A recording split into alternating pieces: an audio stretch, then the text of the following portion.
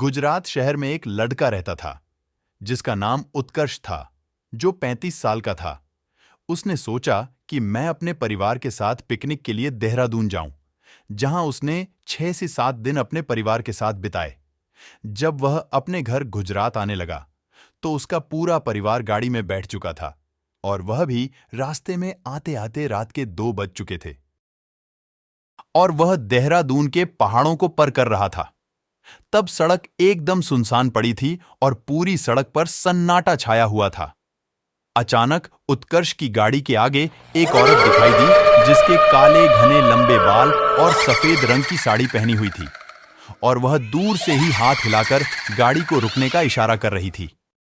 औरत को देखकर उसकी मां ने कहा, बेटा, गाड़ी मत रोको, पता नहीं ये कैसी औरत होगी जो रात के समय सड़क पर घूम रही है। क्या पता ये कोई लुटेरन हो या फिर कोई बुरा साया।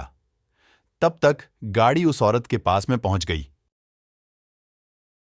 और जोर जोर से गाड़ी का दरवाजा पीटने लगी। उसको देखकर ऐसा लग रहा था कि मानो यह बहुत मुसीबत में फंसी हो। उत्कर्ष की मां ने बोला, गाड़ी का दरवाजा मत खोलो, लेकिन उत्कर्ष ने बोला कि यह औरत किसी बड़े घर की ओर शरीफ दिख रही है और लगातार रोए जा रही है। एक बार इससे बात कर लेता हूं। और उसने गाड़ी का दरवाजा खोलकर पूछा, क्या बात है और आपको कहां तक जाना है?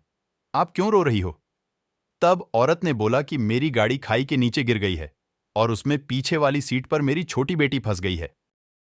कृपया आप मेरी मदद करो। इतना सुनकर उत्कर्ष खाई की तरफ दौड़ा और उसके पीछे उसका पूरा परिवार भी दौड़ा। उत्कर्ष सड़क के नीचे खाई में उतरा और गाड़ी का दरवाजा पीटने लगा, लेकिन दरवाजा नहीं खुल रहा था। उसने किसी तरह की ईंट से पीटकर गाड़ी का कांच तोड़ दिया और लड़की को उतार लिया। वह लड़की लगातार रोए जा रही थी। मैंने बोला, बेटा, तुम्हारी मम्मी पीछे ही खड़ी है, अपनी मम्मी के पास जाओ। तब भी वह लड़की मम्मी मम्मी बोले जा रही थी। फिर मैंने उसको अपनी गोदी में उठा लिया और ऊपर आने लगा। तभी मेरी निगाह गाड़ी के आगे वाली सीट पर गई।